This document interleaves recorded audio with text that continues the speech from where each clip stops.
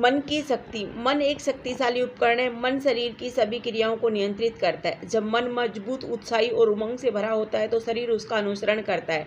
नतीजतन किसी व्यक्ति की जीत या विफलता उसकी बुद्धि की शक्ति या कमजोरी से निर्धारित होती है।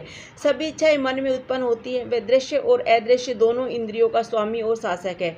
उसकी विफलता को एक सच्ची हार और उसकी सफलता को व्यवहारिक स्तर पर एक सच्ची जीत के रूप में माना जाता है।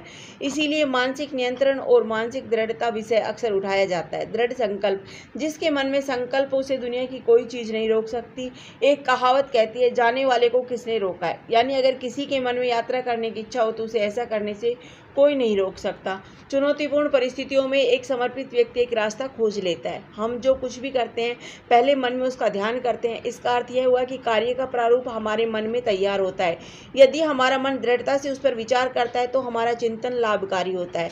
व्यवहार में भी दृढ़ता आती है और सफलता भी मिलती है। संघर्ष की क्षमता। किसी भी प्रयास में सफलता प्राप्त करने के लिए व्यक्ति में संकल्प की आवश्यकता होती है। दास्तां और भय की दुनिया में क्रांतिकारी विद्रोही तुरई कैसे बजाते हैं। सूखी रोटियां खाने और सख्त मिट्टी पर सोने के बाद भी महाराणा प्रताप अपनी मातृभूमि को मुक्त कराने का कार्य पूरा कर सके। वह कौन सी ऊर्जा थी जिसने महात्मा गांधी को दुनिया पर विजय प्राप्त करने वाले अंग्रेजों को भारत से बाहर निकालने की अनुमति दी। यह निसंदेह मानसिक दृढ़ता थी। सत्य और न्याय का आदर्श आवश्यक। मानसिक शक्ति के लिए सत्य, न्याय और कल्याण की भावना का होना आवश्यक है। यदि उसके विचारों में सत्य का बल न हो, न्याय के पक्ष में न हो तो उसकी बुद्धि तेज नहीं होती। जो व्यक्ति गलत कार्य करता है वह अपना आधा दिमाग खो देता है। उसके ख्यालों में एक चोर है जो उसे कभी सफल नहीं होने देता।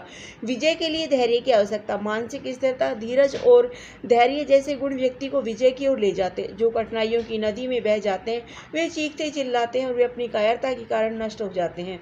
प्रतिकूलताओं की ऊंची लहरों को सहने के बाद जो किशोर जिम्मेदारी के पथ पर आगे बढ़ते हैं वे विजयी होते हैं। एक कवि के शब्दों में, एक मेहनती युवक की आस्था ऐसी होनी चाहिए, जब नाव जल में छोड़ दी तूफान ही में मोड़ दी। दे चुनौती सिंधी को फिर धार क्या मजदार क्या।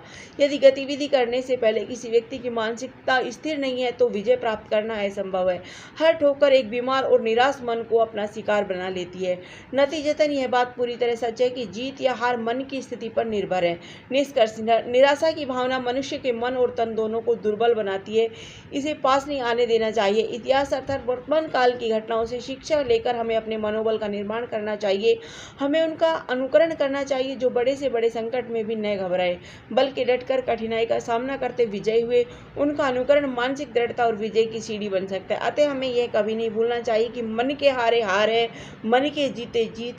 हमें हार की ओर नहीं, हमेशा जीत की ओर बढ़ना है और मन को दृढ़ निश्चयी बनाकर बढ़ते जाना है। धन्यवाद। जय